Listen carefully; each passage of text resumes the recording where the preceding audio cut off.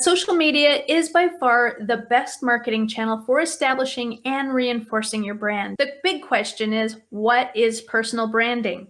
It is not your logo, it's not your company colors, it's not even your business name. A lot of people confuse personal branding with company branding, and they're very, very different things. Personal branding, in fact, is you. You are a personal brand. And when it comes to real estate, as you've probably heard a million times, real estate is a relationship business. People like to do business with people.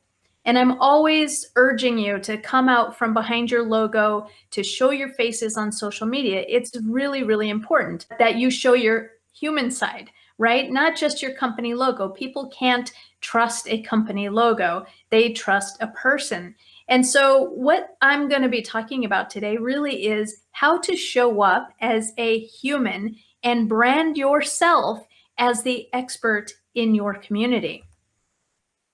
So, I heard it said best that personal brand is a nonverbal promise that you make and keep with the people that you serve.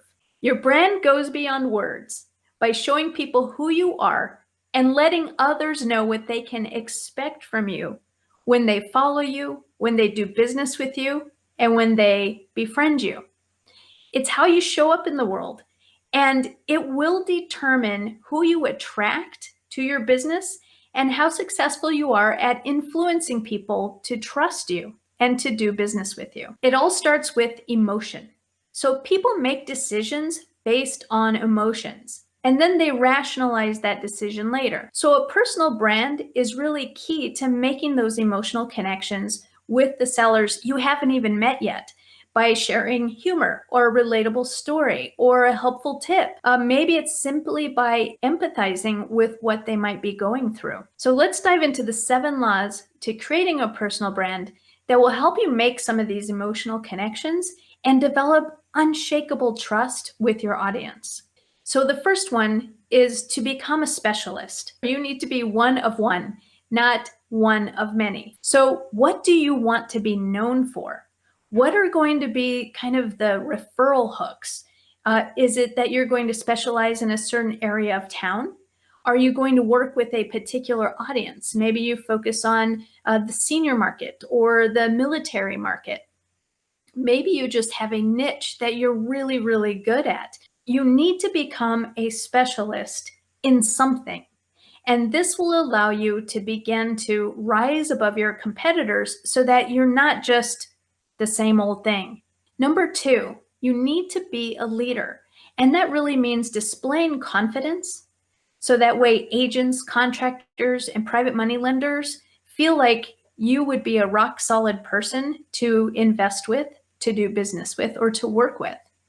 And you also need to give guidance to sellers. So you do all of these things through the content that you provide. By displaying confidence, you're going to be showing yourself at the job sites, completing jobs, showing people that you have a track record of success. And when you give guidance to sellers, that's where that specialty comes in. You're going to be able to advise these sellers on what is the best move for them.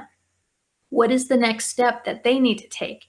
Answering common questions that they have, or addressing pain points that apply specifically to that audience that you really, really love working with.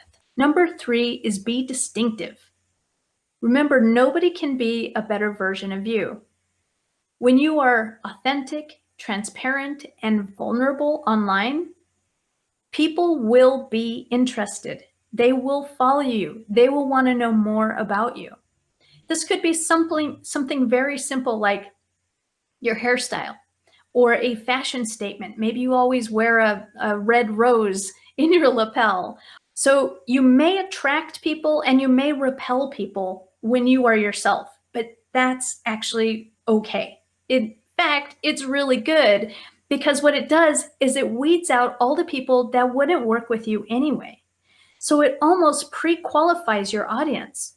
Because when your audience sticks around and you are being your true, authentic self, they're still there looking at your information, engaging with your information. They are loving you. And remember, again, nobody can be a better version of you. Number 4, be visible. You must be a consistent presence in your community, and that means showing up on all of your social media platforms.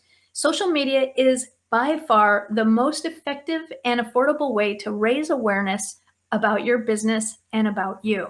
It is the perfect medium to build your personal brand. Number 5, provide value. Be of service by providing relevant information to homeowners.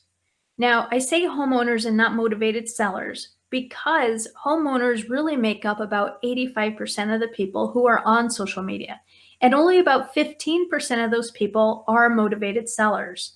And if you've listened to any of my other webinars, then you know we want to focus on homeowners because every motivated seller used to be just a regular homeowner who was not motivated, who may not be looking to sell. But then life events happen. And so we want to make sure that we are attracting homeowners to our various social media accounts and then giving them information that will keep them there and let them know that when that time of need happens, if it does, that we're going to be the people to help them. Number 6, display good character. How do you want people to talk about you when you are not in the room? Basically, you want people to say good things about you. You want to know that they're talking about your fabulous integrity, or the fact that you're such a great listener, or the fact that you always keep your word and you do what you say you're going to do. These are all parts of building a good character, and those things can come out on social media loud and clear. And number 7, share your why. This is so, so powerful, and I don't feel like I see enough of it. You need to share your story. What gets you out of bed in the morning? Why have you chosen to help distressed sellers? You could just be a real estate agent, but you chose to actually help distressed sellers. And whenever you're talking about your why, you have to remember what's in it for me. And that's what your audience is thinking. What's in it for me? They want to know how you're going to help them. They want to know what's in it for them. It might be part of your why to have financial freedom, to travel the world, to only work 2 hours a day and retire early. That is all wonderful, but it doesn't tell your audience what's in it for them. And so that needs to be part of your story. If you don't know your why and you don't know why you've chosen to help distressed sellers, you need to dig deeper. You really need to dig into why it lights you up to help distressed sellers. Why does flipping houses make you jump out of bed in the morning and want to do more? So your why is a very, very powerful part of your personal brand, and you need to share it often. All right, so we talked about how your brand goes beyond words, and these are all the 7 laws of creating a personal brand. These are the ingredients that go into it. Become a specialist, be a leader, have your own personality and distinctive style, be visible. Use social media and be out there on social media consistently so that way you don't let your fans down when they're looking for new information from you. Provide value, and of course, display good character and share your why. I hope that you enjoyed this. I hope that it helps make you start thinking and get your wheels turning about how you can begin to apply some of these laws into your own social media posts so that you can begin to carve out and cultivate the audience that no other investor can touch because they are so invested in who you are. I want to talk really quickly about the Social Content Club because it helps with personal branding. There are always personal branding posts in there, and I make sure to do that because people get very, very shy and they don't want to share about themselves. They don't want to show up on camera, and they're not exactly sure what to say about themselves. So personal branding posts are always part of the monthly content packs that I put together. So that way, all you have to do is fill in some of the blanks, post a picture of yourself. Yes, we want to show your face, and then you're good to go. So it's basically copy, paste, and post.